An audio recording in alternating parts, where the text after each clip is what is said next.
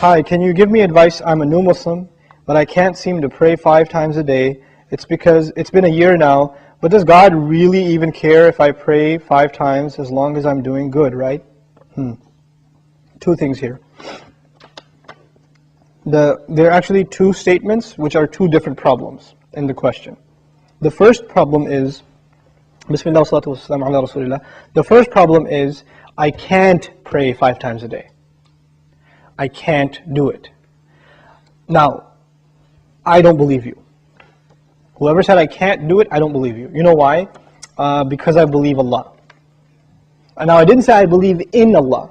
I said I believe Allah. There's a difference, right? I believe in Allah means I believe Allah exists. I believe in Him. But when I say I believe Allah, it means I believe what He says. He says, subhanahu wa ta'ala, لا يكلف الله نفسا إلا وسعها. Allah does not burden anyone except unless they are able to carry that burden.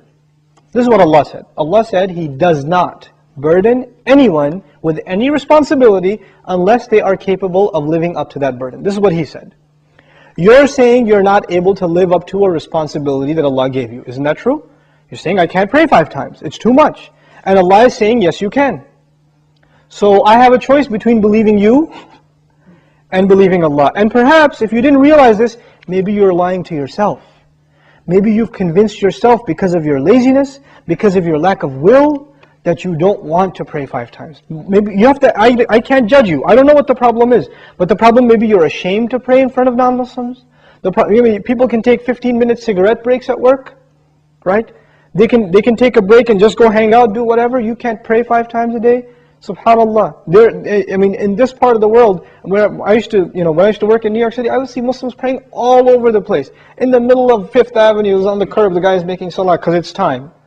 Or in the university, you open the copy machine room in the library, and there's like 3 guys praying right there, making salah. Muslims will pray. If there's time, we're going to pray. That's it. We're going to pray. So there are no excuses. All right. Okay. So that's the first thing. Allah said you can. If Allah gave this burden upon you, and He did in fact, then you can. Convince yourself of that. And rely on Allah, He'll make it easy for you.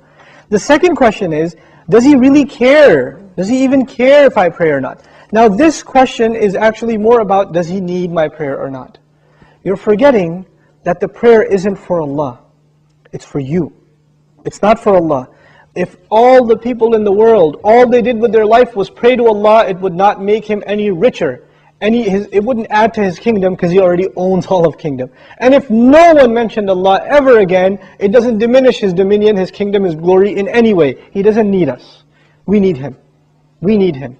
So the question is, do you feel like you need to pray? Do you feel like that's a need in your life? And if it's not, if you feel you're free of, begging Allah for His help, turning to Allah and submitting before His commandments, then that's a serious problem with your faith. It's become weak, and this question only came up because you've been distanced from Allah for so long that shaitan can come to you and say, yeah, I know you used to feel bad about not praying. Let's just get rid of that bad feeling and replace it with, well, why do I have to pray anyway? That's the next phase of that disease. The first part was at least it was diagnosed, but at least you had some bad feeling. Guilt was still there. That's a gift from Allah. When that guilt even goes away and you say, Allah doesn't need my prayer, it's all good. So long as I'm doing good. And that's the last part I want to talk about, this so long as I'm doing good part. Who defines what's good? There are 2 kinds of good in this world. Please remember this, okay? There are 2 kinds of good. There's ethical good. I'm good to my neighbor. I'm honest at work. I'm nice to people. I don't steal. I don't cheat. These are ethics, basic ethics, right? That everybody, I tell the truth. I'm honest. I pay my taxes, blah, blah, blah. These are ethical truths, okay? And I'm honest in business. Then there are religious goods. I go to Hajj. I give zakat. I pray 5 times a day. I fast in the month of Ramadan. These aren't ethical realities. These are religious goods. Good deeds that are religious and good deeds that are ethical, moral in nature. What happens a lot of times with Muslims and with non-Muslims, especially it happens with Muslims, is that we make a distinction between these 2 things. So in the Muslim world, you will find people that are morally good. They're nice to their family, they take care of their kids, they're responsible in the household, they're nice to their neighbors, they're honest at work. Good people, but guess what? No religion. I don't need religion to be good, is what they say. And on the other extreme, you have people that pray, go to Hajj, give zakah, have a long beard, dress in a very religious garment, and yet terrible to their family, cheating people in business, highly immoral and unethical. So what's happened is we have separated the two dimensions of goodness: moral goodness, ethical goodness, and religious goodness. What Allah does in the Quran is fuses them together in the ayah, this one ayah, it's called Ayatul Bir, the ayah of goodness. What does it mean to be good? If you study that ayah, it is a combination of two things.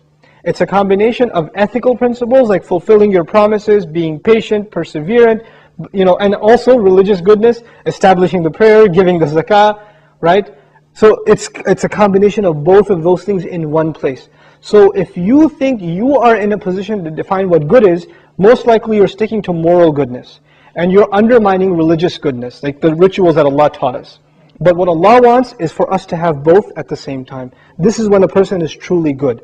Otherwise, you're not really good. You have defined goodness for yourself and you have rejected Allah's definition of it. But we turn to Allah for guidance because we can't define things for ourselves. We want Him to define them for us. Inshallah ta'ala.